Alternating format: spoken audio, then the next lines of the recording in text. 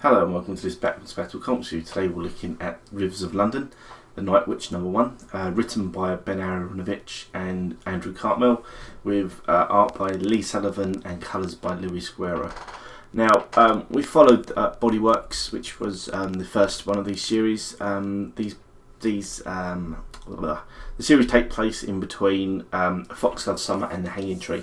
These are two novels by Ben Aaronovich, and as I say, please go back and take a look at, if you're interested in this one, please take a look at Bodyworks, as it's a really good, and obviously it's a completed 5-issue run, and it's a really nice entry into the world of Rivers of London.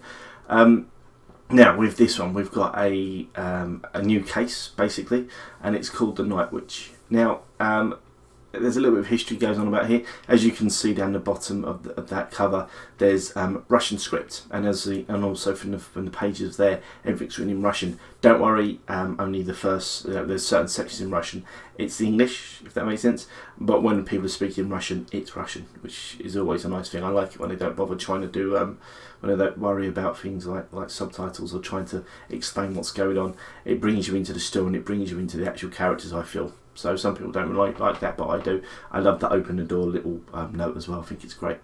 So what we're looking at is the Night Witch. Now, the Night Witches were a nickname given to a group of bombers. I think it was the 533rd Division in World War II. They were Russian. They were bombers, and they flew out-of-date planes. And the most key thing about them is that they're all women. Now, the Germans were a bit upset by this. I'm not going to try and say the name. It's Nation. I can't say it. I'm not going to try and say it. But basically, it roughly translates as the Night Witches. Now, what Aaronovich and Cartmel have done is change something which has got historical vent and changed it into the Rivers of London. And that, to be honest, is a brilliant little concept. Just because what you're looking at is a story where again we have the true context, but they've twisted it, they've made it their own, and they've dropped this whole thing into the centre of London. There's lots of historical stuff talking about the oligarchs and how they got their money, talking about Boris Yeltsin and Vladimir Putin as well. So there's a little bit of political stuff going on in there as well. But basically what we're doing is we're getting an opening salvo where a crack team of a Russian team of gangsters are trying to kidnap a prisoner, as you can see there on a routine prison transfer. But again, as the story goes on, we start to understand a bit more. We don't get that much into it. We get to a certain point, and then obviously first issue it cuts there.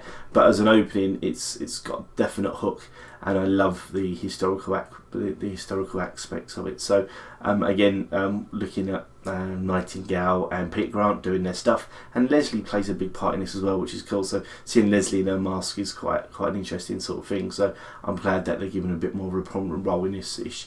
Leslie is one of the other characters in the book series who wasn't really who didn't really show up that much in the last in the Bodyworks series. So I'm glad that she's getting more of a role in this one. So definitely something to read. I loved the books. I found the first series really good, Bodywork, and I'm thinking that this has that chance to be just as good. Artwork is nice and strong. Lots of haggard faces, and again, I think this is really an amazing sort of addition to Titan's role. Really, I love that cover as well. Anyway, do take care. Thank you very much. Take care and good night.